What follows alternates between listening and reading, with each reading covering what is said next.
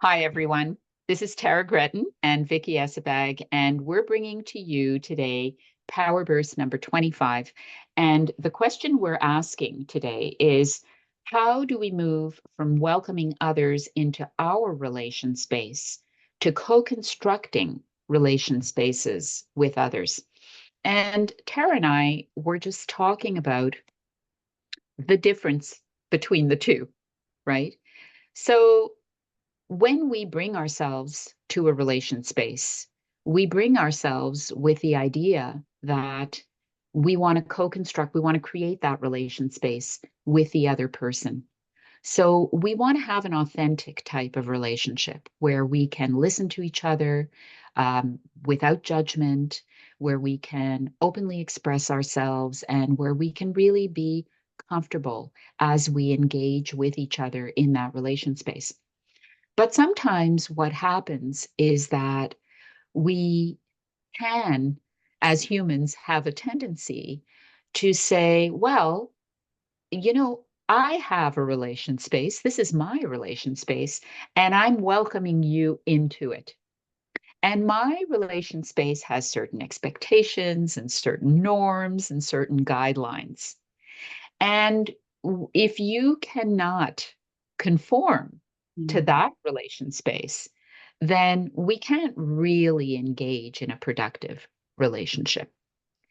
And that is not the idea behind relation spaces, right? The idea behind relation spaces is that when we effectively have that mindset of expectation, where we expect a certain outcome from the interaction with the other person, that's actually going to help to dismantle the relationship rather than to productively contribute to the relationship. What are your thoughts, Tara?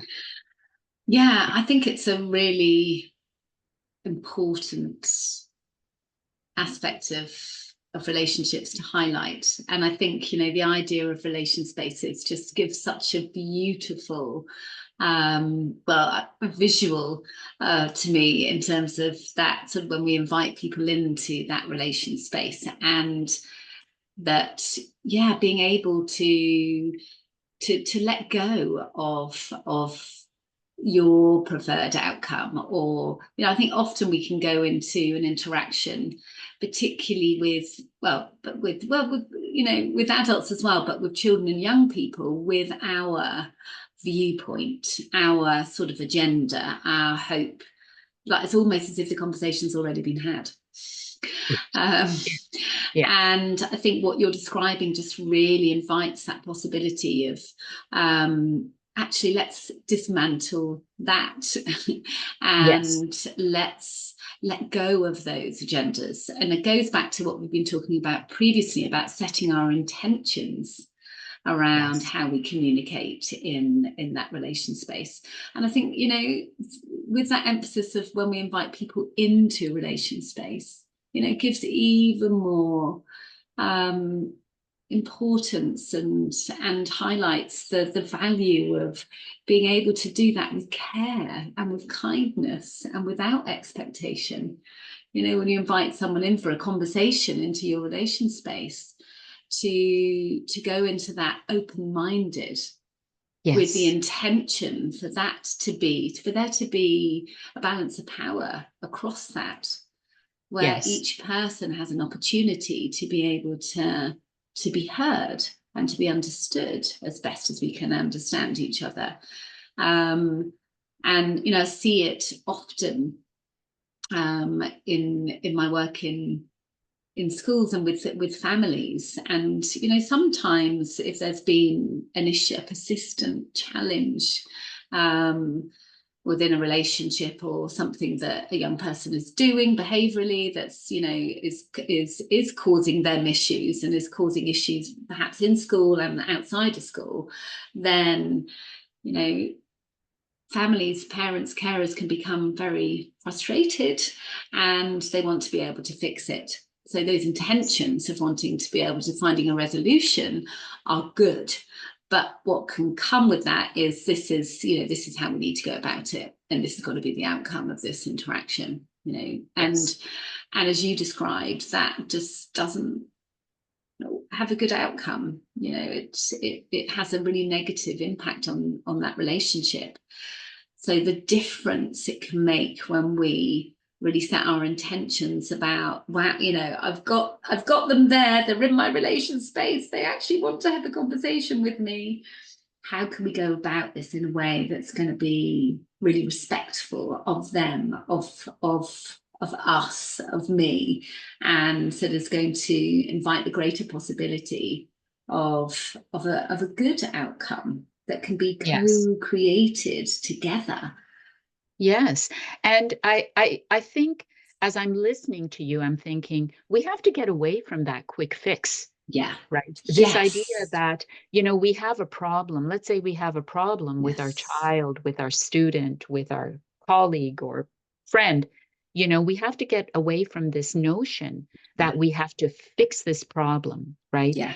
And instead, perhaps we can shift to a place where we can say, well, wait a minute, let me ask the person, because sometimes I'm just going to make assumptions about what the person is doing or thinking.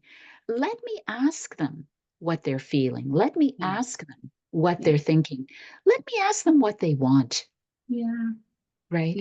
Yeah. And when we can have that type of conversation and the other person feels safe in responding to those types of questions, then they will be authentic with us, and then we can be authentic with them. And maybe we won't have the quick fix, but maybe we've taken just that little step forward today. Yeah.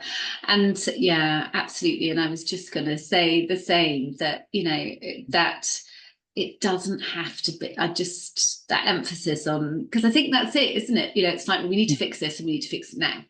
The intentions are good. It's like, we want to find a solution here. We need to do it, but actually just getting a greater sense of what people hope for, what they want, and then just thinking about tiny steps.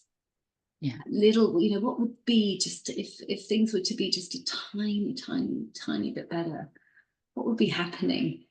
And that, when you ask those types of questions in your interactions and communication with people, it's just so like the relief almost. It's like, wow, we can just take a tiny step and we could just think of a tiny sort of best hope, and let's just explore this together. What's it going to look like? What will I be doing? What will we notice? That it's just, it almost like, widens it and spreads it out in terms of the detail, and yet it can be such a granular tiny thing that can just get people to take that fine little tiny step in the right direction.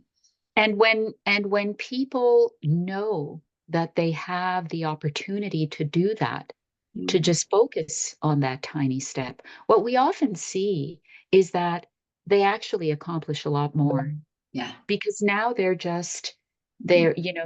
stress is down, right? This need to repair and to fix everything all at once, that stress is gone. And so now they can actually think about things differently. And maybe tomorrow when they wake up, they'll even view things a little bit differently. Yeah. And the power of doing things together, the power of taking that sort of interactional perspective, doing it together, coming up with it together.